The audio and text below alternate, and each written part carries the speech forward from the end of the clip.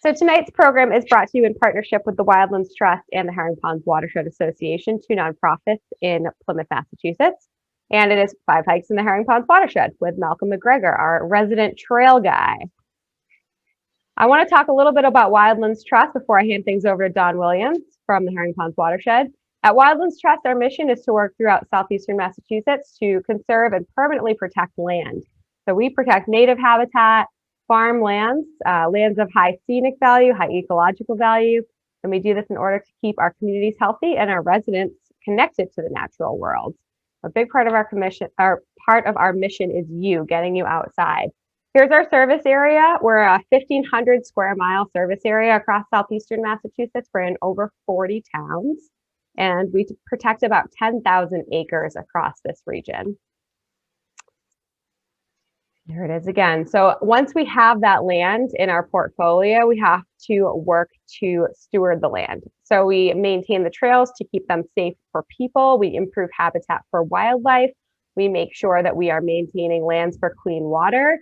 And we have a whole stewardship department that is dedicated towards that. That's Eric Boyer in the top right picture there, along with one of our volunteers. We have a great volunteer program for anybody who's interested and wants to volunteer on their own.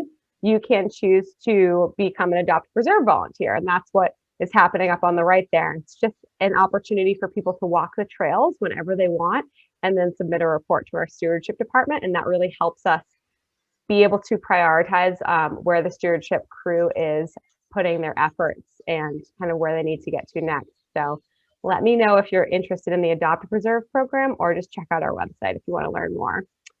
We do have programs throughout the year to educate the community, both adult and youth programs, like tonight's program. And just in addition, with all of our work, we collaborate with other nonprofits in the area, with the towns that we work with in our area, and with the state agencies. So our work wouldn't be possible without those really strong and important partnerships. Where you come in as a member, or if you're interested in becoming a member, it's just $50 a year to start.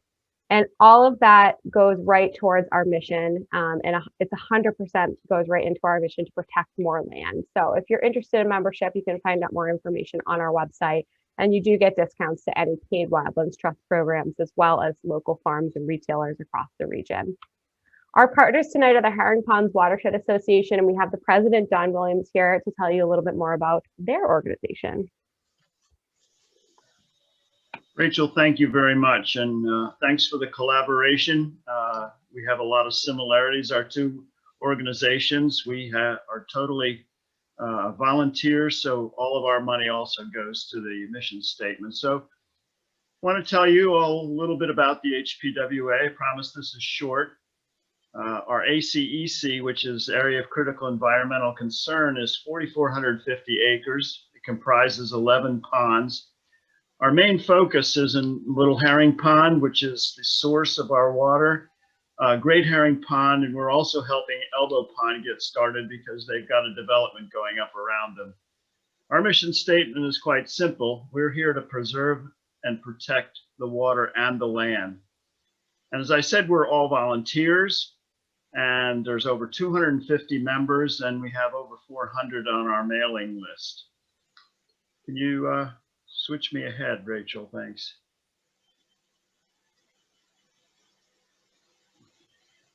Brief history, 3 points. We were founded in 2007. We've been around a while.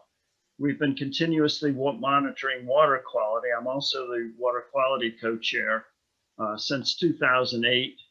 And we have a very good partnership with the Department of Marine and Environmental Affairs in Plymouth. They've been responsible for a number of our grants and for helping us to maintain a close watch on our water quality. Next slide, please. So what have we done? Well, we have educational newsletters and presentations. My wife, Jerry, on my right here is in charge of the newsletters and the presentations, and she's really the one who got Malcolm roped into this. We usually do a herring count, except for this year, and we participate in the Herring Festival. We had a herring run for children, which was a replica of what the herring do. I actually took it. It was quite fun. We've published our second edition now of a stewardship guide, which is really for our constituents to give them an idea of some of the chemistry and some of the ecology of a watershed. We do E. coli testing at most of the main beaches. This year we had a cyanobacteria bloom for the first time in memory. That's been an interesting experience. 2 months later, we got back online with our pond. We helped Plymouth purchase some recharge land in the southwest of our area. They were very grateful for that, and were able to fund most of our water quality plan. The water quality plan should tell us why we're having algae blooms, why we're having cyanobacteria blooms, and what to do about it. The other thing that I'm really happy about, as it came as a result of a survey that we had of our membership, is we have instituted quite recently a communications committee. And that is designed to have better communication with our constituents. And it's really an interesting move forward for us. And we hope to be better stewards by that and better communicators. Next slide. So it gives me a great pleasure tonight to introduce Malcolm MacGregor. I'm sure all of you know about Malcolm. My first meeting with Malcolm of my memory was at a SEMPA, Southeast Massachusetts Pine Barrens Association event in Miles Standish State Park a couple of years ago. He was in a booth and was talking about hiking trails. I worked on his last re-election campaign, which was what now, 3 years ago, Malcolm? Yes. And that was really good. Malcolm is, as probably most of you know, the chairman of the planning board in the township of Plymouth. Has been on the planning board for more years than I can count. And I've really enjoyed getting to know Malcolm even better by bouncing some planning ideas off of him. I have a little bit of planning experience from being in Pennsylvania. Next slide. So Malcolm has many hats. He is on the faculty of Massachusetts Maritime Academy. As I said, he's the chairman of the Plymouth Planning Board, and he is the Wildlands Trust hiking guru. I took a 17.5-mile hike with Malcolm and Rachel, and I think I probably fared worse than either of them during that hike, but it was over some beautiful land that I did not know existed in Plymouth. Next slide.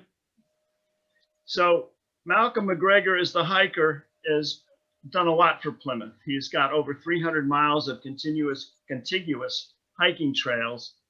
And Malcolm has a plan. I mean, he's actually put pieces of land together for the town that are potentially contiguous, that are good wildlife areas. And tonight, Malcolm's going to talk about 5 doable hikes in the HPWA watershed. And for all of you who have cabin fever combined with a winter pandemic, this is a great remedy to get outside and take a hike. So without further ado, Malcolm MacGregor, and enjoy. Thank you, Don. Thank you, Rachel. Now I have to make this work.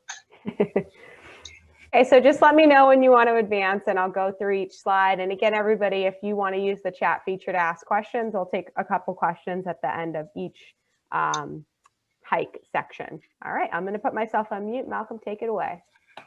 Okay. The first slide is just a picture of Herring Pond and the neighboring area, rather. And the way I'll go through this is I'll start with a short, easy trail and go to, I think I put in another one, so we have 6, a longer, more steeper, difficult trail. Next slide.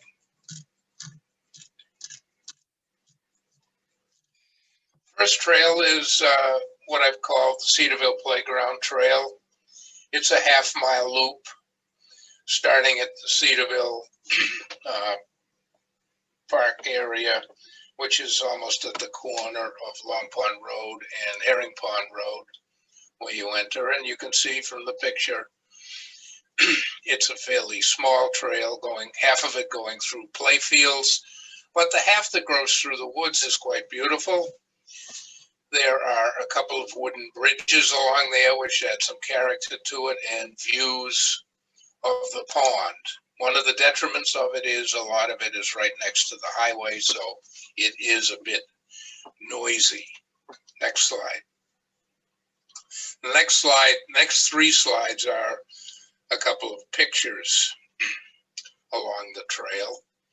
So here's the entranceway, and you get a view, a dim view of the water body that's there. And the water body probably was originally a drainage area from the highway because it's quite small and quite close to the highway. Next.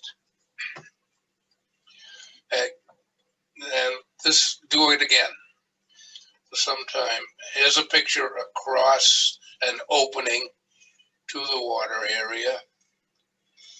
And the next one will be one of the wooden bridges, and there's a couple of those further along in the woods, and you can see from that it's quite beautiful.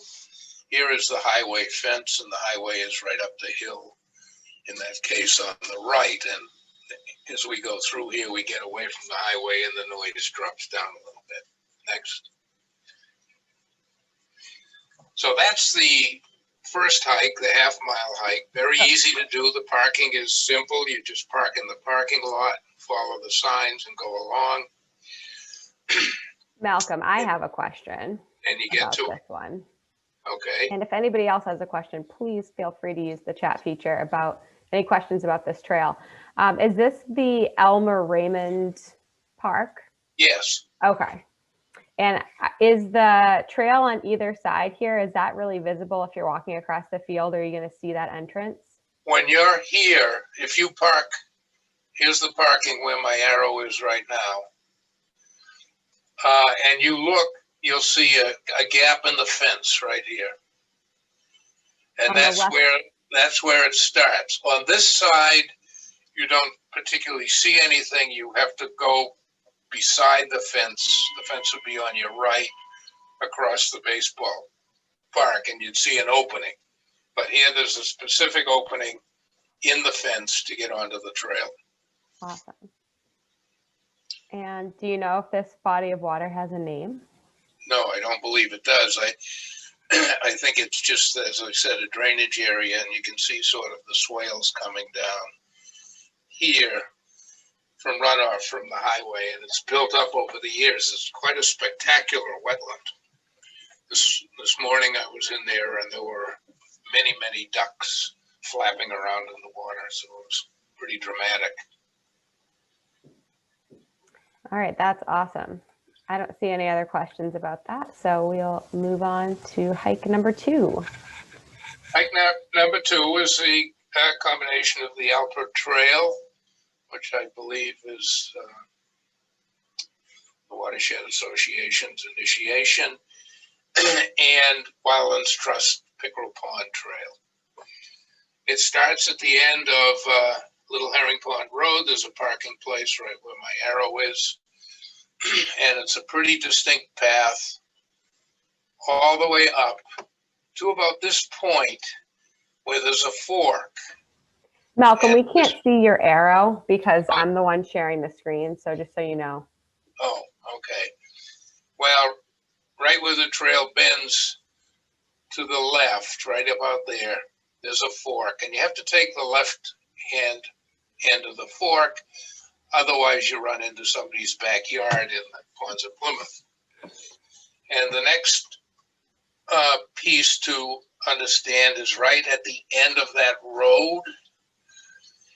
You have to go up onto the road, which is a roundabout, across the road, and back into Wildlands Trust property, and then you can go around the Pickerel Pond loop in either direction, and then you go back to the Alper the same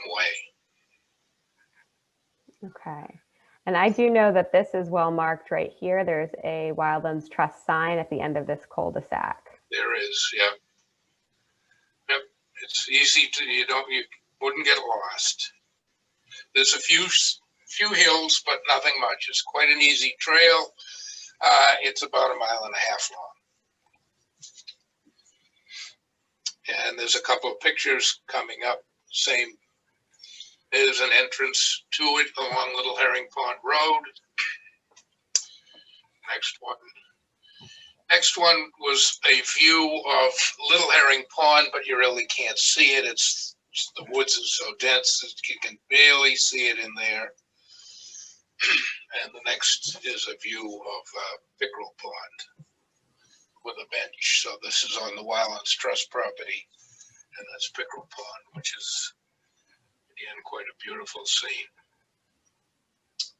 Yeah, definitely. Let's go back to the map here because somebody has a question about parking, and the parking is down here. I'll show you the sign. That's the sign at the parking area. Do you know exactly the name of that road, Malcolm? No, that's Little Herring Pond Road, I believe. And the parking is in back from the sign. You have to go in a little bit. If you park at the sign, it's very near someone's house right there. So you can drive in a little bit and there's a parking area right in this vicinity. And from where I took the picture of Herring Pond, you can park over there as well. And you could probably put half a dozen to seven or eight cars in there. Yeah, I agree. Well worth it. It's a nice hike. Great place to go birding, in my experience. Really interesting topography. Any other questions about this preserve?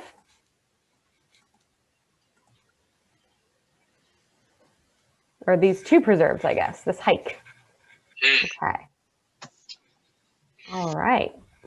Next one is a little bit longer. It's the Hedges Pond Loop. It starts at the parking lot, which is right off of Hedges Pond Road, just next to the highway, and goes from there to the right towards the Camp Clark Pond. Now, there's two segments of that trail. This time of the year, you can follow the path that I've provided. When Camp Clark is in force, there's a sort of a cutoff going that cuts off that little pointed end and goes straight across. Yeah. So you don't get involved with any of the kids at the Camp Clark. And that goes around. It's a moderately hilly, nothing steep, nothing very big, but hills all here and there all the way along, and goes around the pond. And then there's a pond view where you can walk right down to the pond on the back side of it. There are paths which can take you over to Little Herring Pond Road, which is in behind there, and I haven't put any of those paths in, but they are there, so you can come into that trail from that side as well. And as you move around that loop, it goes along the highway for a while, and then through the cabins and along the beach at Hedges Pond. And I have a couple of pictures of that. There's the main entrance right at the parking lot, which as you enter from Hedges Pond Road is just to the right. Next one. And there's a picture on the back side, a little offshoot of the pond itself. And then a picture of the beach, which is right actually at the near the beginning, but at the end of the hike. That's a 2-mile hike. It's very nice, well worth it. Easy to do with well-marked trails. That's it for that one. Yeah. Yeah, I agree totally. I actually grew up hiking around this preserve. I grew up in Cedarville, and since the town has taken it over, it has been much easier to follow, really, really well marked. Parking is free this time of year. They do charge during the summer, but if you have a beach sticker, that will get you into any of the Plymouth recreation areas, and this is included. So if you're a Plymouth resident, you have a beach sticker, parking is free all year long. There's playgrounds, like Malcolm mentioned, there's ball fields. They've made a whole recreation area here, and the white sand beach is really, really beautiful. And you can swim there in the summer too, or in the winter if you're crazy. Yeah, well, we went swimming today. Oh yeah. No, I'm kidding. I don't see any questions about this one. I just will say again, like Malcolm pointed out, you want to make sure you stay off of the Camp Clark property. That's a YMCA property, and there are children there. So there's some really strict rules over here, but pretty much all the trails on this side are fair game. I love this property. It's one of my favorites. Well worth it. Now, Wildlands Trust, I will just put another plug in for us real quick. One of the ways that we protect land at Wildlands Trust is not just by ownership, but by what is called a conservation restriction, or a CR. And we do have a conservation restriction on this property, and that just helps ensure on a legal level that that land will always be in protection, even if it's no longer owned by the town of Plymouth. And we can do that on public and private lands. So if you're a landowner and you have a lot of land and you want to put it into protection while maintaining ownership, you can do that. You can use that tool. And then towns will often use it, like in this case, if there's a Community Preservation Act property like this property was, meaning that they use taxpayer dollars to purchase it and turn it into a conservation area, then they will work with Wildlands Trust or another nonprofit to put a conservation restriction on that land and further guarantee that it will always be protected. All right, next. Now we get into some fancier trails. This is the next, I forget whether I have 2 or 3, which start here at the Condon property, which is a new piece of property that Wildlands Trust picked up on Roxy Cahoon Road. So this is just past the last subdivision on Roxy Cahoon Road on the left, and if you go further down, you drop down to Herring Pond.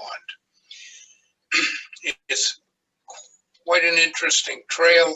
This is the first one of 2 or 3 that I've presented, and it's fairly flat in this case, and I've called this one along Sandy Pond Road because we move over to the left about halfway along this trail, and this sign. Am I in the right place up here? No. Down here? Oh, sorry, you're way at the beginning. Way to the right-hand side. Keep going to right there. That's that's the start. This is where you park here? That's the parking, yeah. Okay. Roxy Cahoon Road, yes. I forgot I didn't have the... Okay, so you move along that trail and take a left, and as you go down to the left, you stop at a beautiful big field, which I'll show you a picture of, and follow a trail which is a little bit back from that field, down across the power lines, and at this point, right where the icon is now, you're on Sandy Pond Road. Now, Sandy Pond Road is going from east to west. And you come to an intersection, which is the intersection of Sandy Pond Road and Valley Road.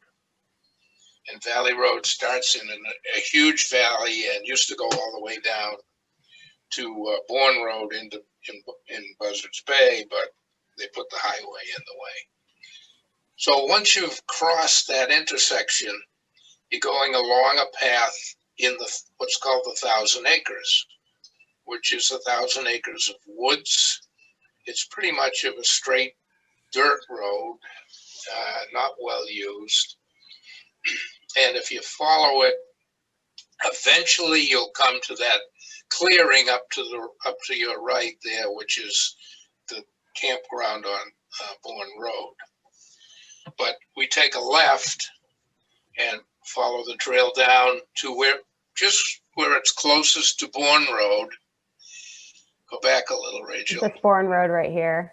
No, that's the highway. Bourne Oh. Road is coming north-south, right there. Okay. So the trail gets closest to that, and you can go straight across to Bourne Road, and there's a parking area. I haven't put that on the map, but then you follow the trail back, and here it gets rather complicated because there's a lot of motorbikes in there. So you have to be careful about doing this path down to the pond, or you'll be going around in circles for some period of time. And that's pond is called Horse Pond, and it's a beautiful little pond all by itself. And I'll show you a picture of it in a minute. And then you go through and the rather indistinct bushwhacking path, but not you can follow it, and up Valley Road, all the way up till you keep going past the junction, across the power line, till you get to that's on Valley Road, till you get to the Condon property again. You go up a steep hill and come back to the parking lot.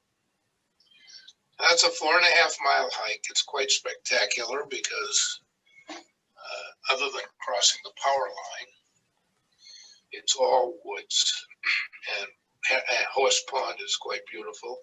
The 1,000 acres, if we think about the future, is an enormous water resource.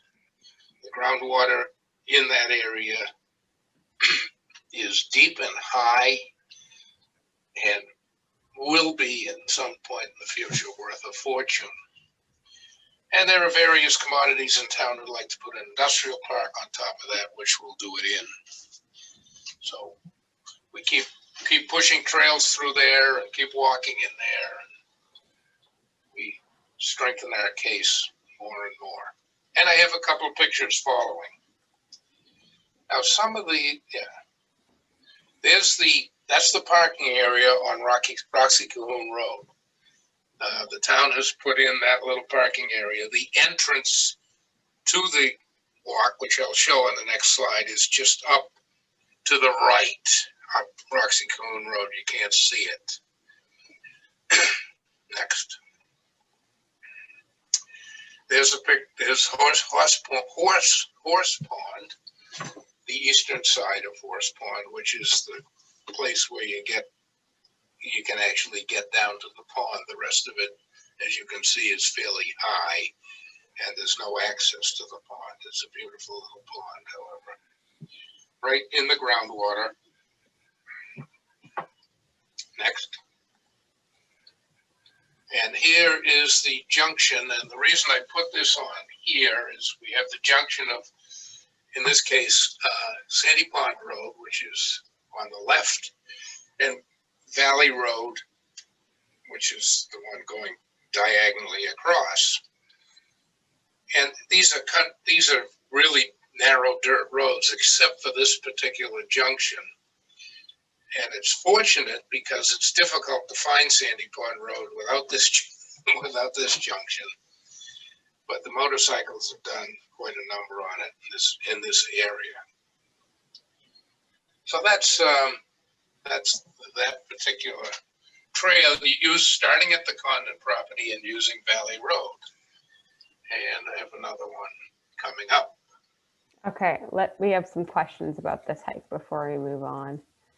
So this one seems like maybe you want to have a compass and maybe a GPS with you. Yeah, it would be helpful when you come to any intersections and going across the power line, which is much wider than it appears on the map, can be tricky. I have all these maps digitized, the GPSs, so you can put them on, and a lot of it's, I believe, on all trails, but all trails, so many trails, it gets confusing as to exactly where you are and where you're going. I agree. So what I can do, aside from saving all of this as a PDF so that everybody can download and print these maps and take them with them, maybe I can also include your email address, Malcolm. So if people want the digital versions, they can contact you directly if somebody has a handheld GPS and wants to use it that way. Sure. I'm happy to take anybody on hikes if they want to. Although with COVID, it's sort of difficult. It is. This is COVID hiking. It happens on Zoom with us looking at maps. So there was a question in the chat. Is there an entry point at the entry point on Rocky Cahoon Road here? Like, is there a landmark? How do you find the parking area? Well, we'll look at the entry point next time. Go to the next slide. There is the parking area. It's across Roxy Cahoon Road. And this little road that you see in the foreground is where we used to park. It's sort of a little loop going around to the right and from Roxy Cahoon Road. And we always would park in there before they did the parking lot, which was a couple of months ago. The parking lot is sort of new. And the entrance is distinct and it's up to the right. And I'll show you a picture of that in a minute. But this loop can hold about 4 or 5 cars easily. And the parking lot can hold 3 cars, I think. Okay. And you can recognize this because behind it, you know, away from the parking lot area, there's a gate. And there's a road behind it that you can't get into, but it's closed and locked and nobody ever uses it. So this is pretty much of a free area to park. If you go down to the left on Roxy Cahoon Road, about 100, 150 yards down, you start to drop down the hill. So you know you've gone by it. Okay. And it seems like maybe these trails aren't as well marked yet, at least, correct? No, the entrance to this one is marked on Roxy Cahoon Road. And the only trail off it to the left, which you see going down, vertically downward, isn't marked, but it's distinct, and you know where it is. And it takes you right to that field, which I'll show you a picture of okay. in a minute. And that trail is there, you'll see it, but there's no marks on it. It's really easy to follow. So it's just kind of around here that it gets a little dicey. That's difficult, yeah. Yeah, okay. Well, this is a new property. Adds to the fun. Yeah. I was hiking there years ago over in the left-hand corner with Evelyn Strawn and I forget somebody else. And Evelyn is short, and we lost her in the bushes. Couldn't see her. There was no trails. We were bushwhacking, and where'd Evelyn go? She's the bushes were all higher than her and so dense you couldn't see through them. Anyway. There's a tall person requirement for this hike. Somebody asked if all the properties have maps online. The answer to that is some of these properties do have maps online, some do not. This one does not have this map. So I will send follow-up resources with these maps and also links to, you know, where else you can find information online. The Town of Plymouth website is a big help for a lot of these properties. No, yeah, yeah, I have all those maps, so just get them from me. Yeah. You can, all right, so let's go to the next one. This is another loop, which I've called, excuse me, the Valley Road Loop. It's basically starting at the same location on Roxy Cahoon Road and following the path to the west all the way without turning and going into the field. And right there, we start to drop down. Oops, you drop downhill rapidly right at that junction into Valley Road. And then it follows Valley Road all the way down to the power line, which is a nice walk other than perhaps going across the power line and where the intersection of Sandy Pond Road is. And that goes down to the power line right next to Route 495. And at that point, you have to walk along the power line, which is a little tricky. And if you look, you can see the big power line going diagonally to the right, and then there's a fork with a smaller power line, and there's a further fork, which is the gas line. Right where the red line is the gas line, right there. And that gas line goes all the way to the right, and we'll see that on the next slide because it's a very interesting line once you get back past that crook in it, which I'll talk about in the next hike. Once you get to the big power line, you go up the big power line to Saul Joseph Road. And right there where you have the big white spot, that's in Bourne. It's like a dump. There's all kinds of junk in there, trucks and everything under the sun. And you have to walk by that. And just beyond it is Saul Joseph, the end of Saul Joseph Road. Well, there's a few houses along it, and it's kind of a nice walk. And you follow it, and it comes right down to, right at that bend is the other end, another end of Sandy Pond Road. So at the bend here, right there, the road name changes from Saul Joseph Road to Sandy Pond Road, which is the Sandy Pond Road that went across the 1,000 acres. And then that goes right down to Lake Drive and Roxy Kiln Road, and you walk back along the road. And that's about a 5-mile hike. And kind of interesting. Not as pretty as most, but Valley Road is quite nice. And you get the opportunity to see that dump along at the beginning of Saul Joseph Road. It's difficult navigating because it gets complicated with all those subdivisions in there, but if you stick on the power lines and gas line, you can do it. Now these, I think you just click, Rachel, to go from one to the other. There's a picture of Valley Road. Valley Road is quite an old road. I believe probably went from Herring Pond down to Buzzards Bay at one time, or to Buttermilk Bay in the past, because it's a real old road. And most of it looks like that. It's standard scrub pine forest. And it's about probably 2 miles long. Next. There's a picture of the field, which is a beautiful field.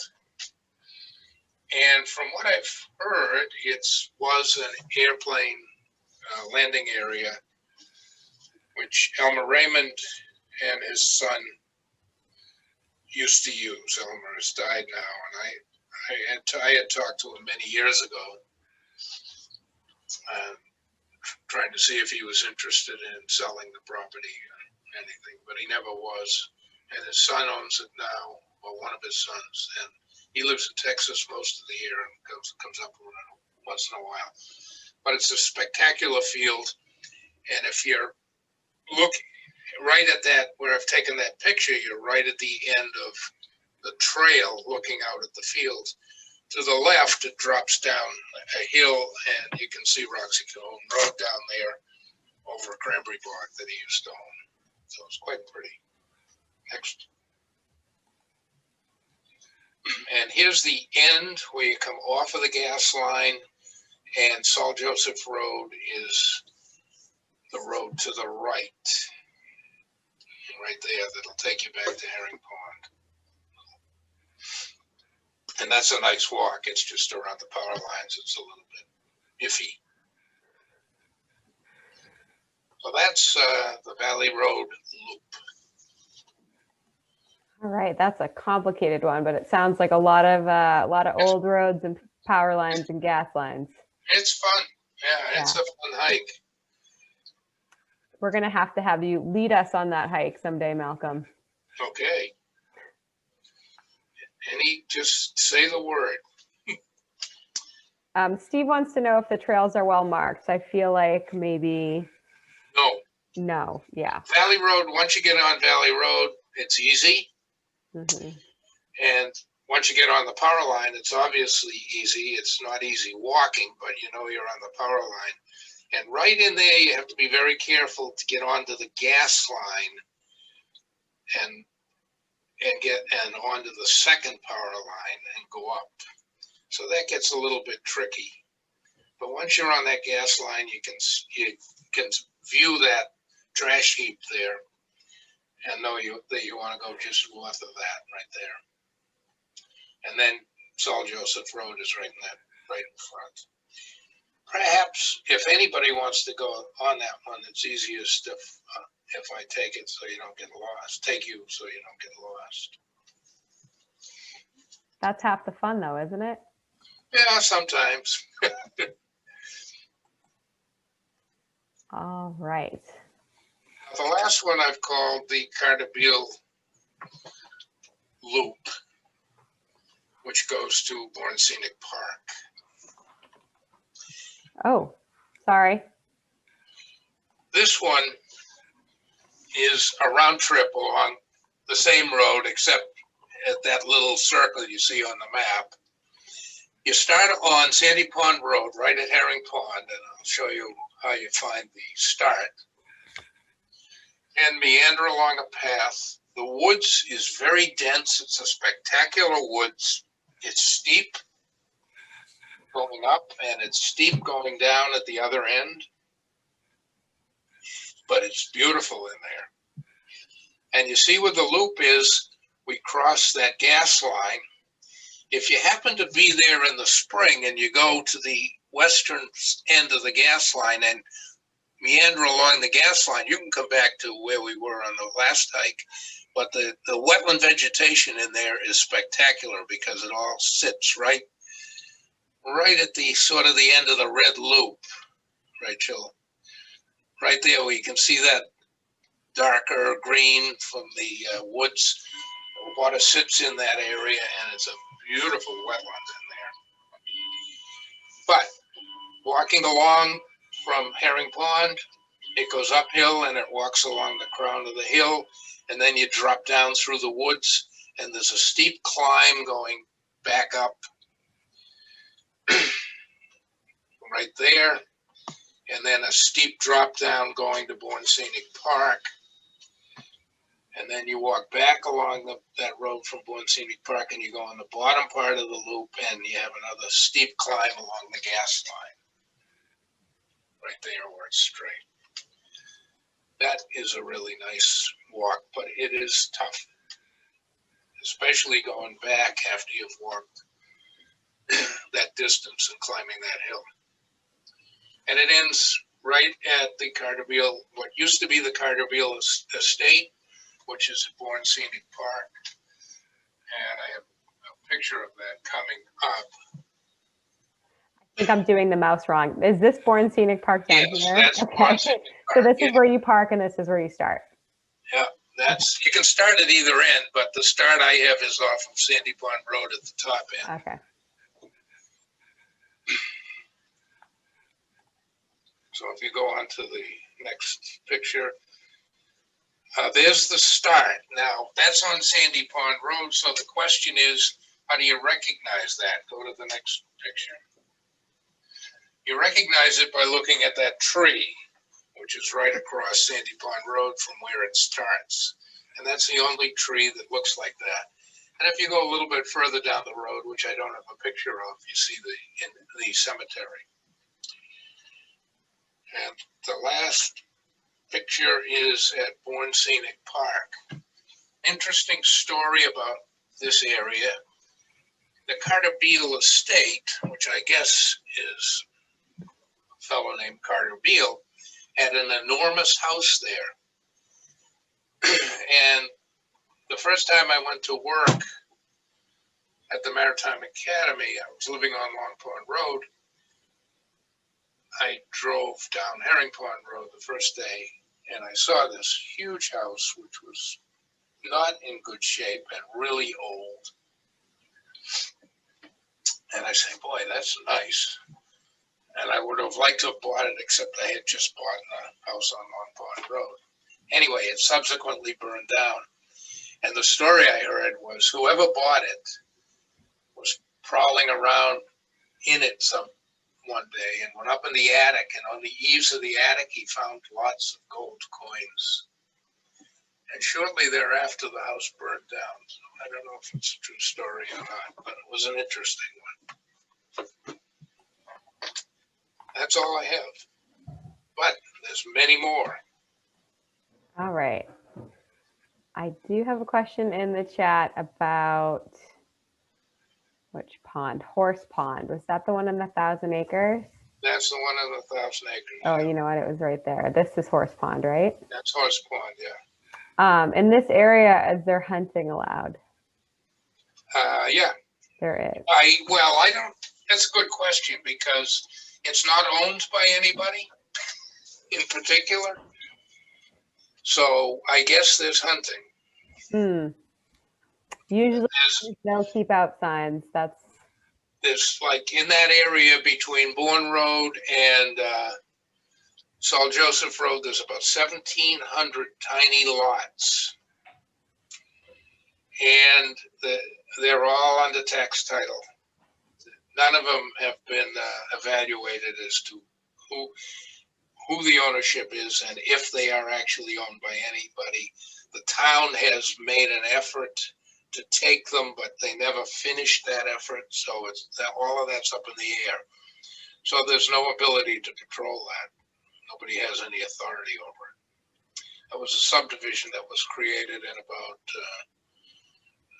1890, I think it started.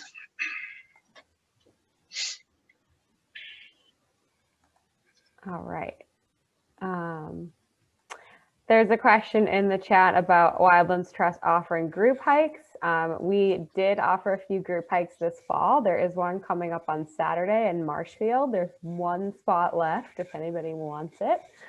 You can find out on our website. And we may or may not be continuing that into the winter, depending on how things go with COVID and just, a lot of factors. But definitely keep an eye on the Wildlands Trust website for those kinds of opportunities. And I will say if you do become an Adopt Preserve volunteer, then there are more opportunities for small group gatherings on the trails if you're involved with wildlands in that way. As far as hunting, at Wildlands Trust, we always recommend that you wear blaze orange during hunting season, even if you're at a preserve that doesn't allow hunting, just because sometimes in the woods, people get confused and they end up in places that they're not supposed to be. So it's always just a good idea to wear blaze orange and just be visible. And then also in Massachusetts, there's no hunting on Sundays. We still wear blaze orange anyway, because you never know, but Sundays are generally the safest time to hike anywhere in the state. Let's see.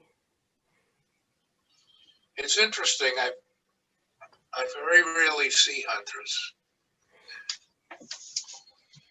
So in any of the areas I hike, so I don't know how big of a deal it is around where most of the hiking trails are. I think they try to avoid them because they know people are walking along them and scare the creatures away. Sure. Agreed. But the blaze orange will definitely help keep you safe, and you can get blaze orange at any sporting goods store. It's just that really, really bright orange. I have a vest and a hat that I wear all of hunting season. Oh, yeah. You don't even have to think about it eventually. Yes, we will email. So what we're going to do is put this recording of the program as well as a PDF version of the program on the Wildlands Trust website. So I'll email you the location of where you can download the PDF of this if you're interested. And then there'll be a follow-up email with some additional resources and links to Wildlands Trust website, links to Herring Pond's Watershed website, Malcolm's email address if he wants to share it. Totally up to you, Malcolm. So keep an eye on your inbox.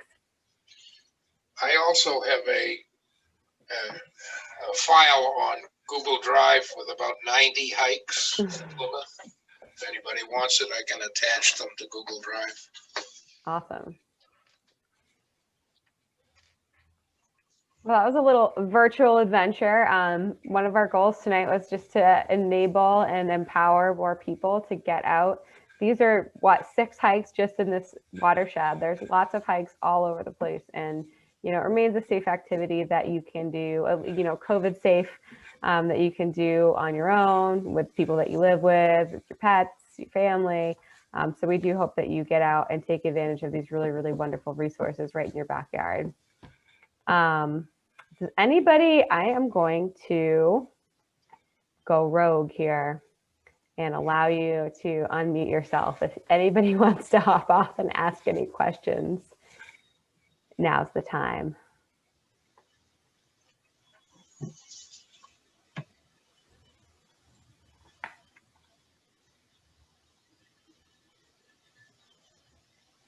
And if not, we thank you. We thank you, Malcolm. Come again. Thanks for putting that together for us. Really appreciate it. Thank you, Don and Jerry. Thanks, Malcolm. Thank you. Welcome. Thank you, Malcolm and Anytime. Rachel. Thanks very much. Anytime.